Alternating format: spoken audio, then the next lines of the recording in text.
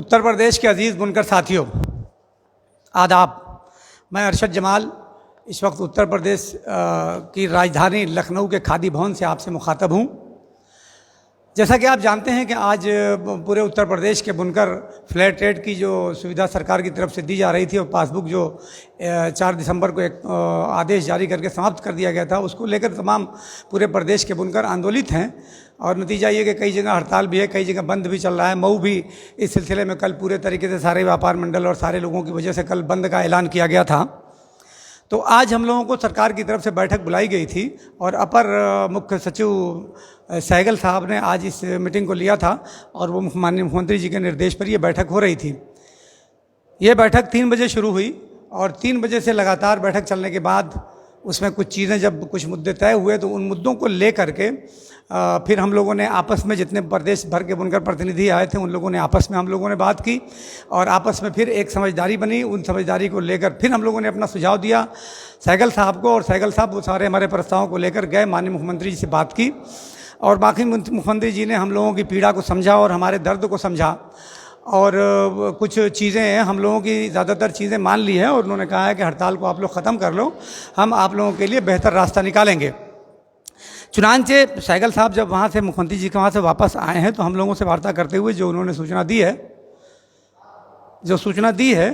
तो उसके एतबार से उनका कहना है कि जो बिलों पे बकाया आ रहा है लोगों का, पासबुक फ्लैट रेट के पासबुक को जमा करने के बाद भी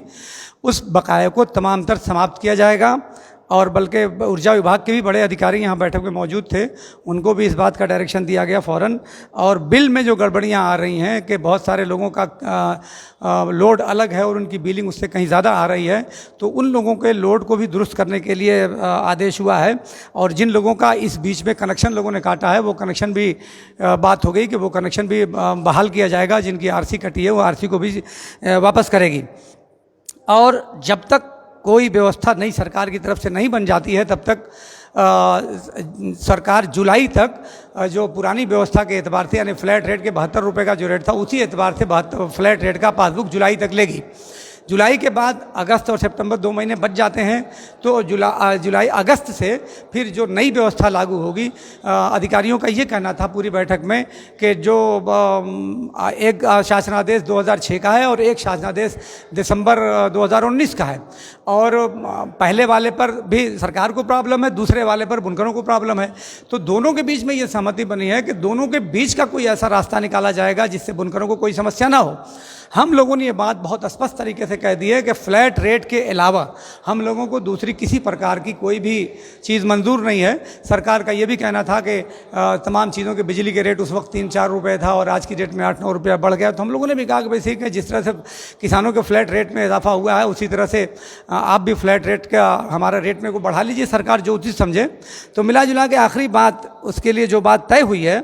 कि अभी जो पुरानी व्यवस्था चल रही है उसी हिसाब से जुलाई 2020 तक का बिल आप लोगों का, बुनकरों का जमा होगा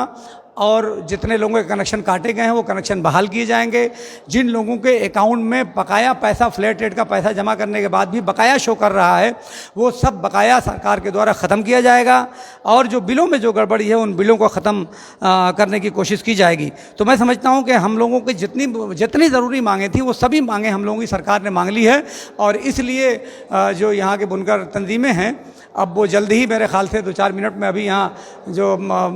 तंजीमों के जो जिम्मेदार साथी हैं वो अभी मैं कोशिश करूंगा कि उनकी भी बाइट आ जाए और उनके द्वारा ही बाकायदा उनकी घोषणा को ख़त्म करने, जो हड़ताल को ख़त्म करने का उनके द्वारा विधिवत ऐलान किया जाएगा। लेकिन मैं इसके लिए ख़ास तरीके से भारतीय जनता पार्टी के एमएलसी अशोक धवन जी का और समाजवादी पार्टी के जो विधायक हैं मेरठ के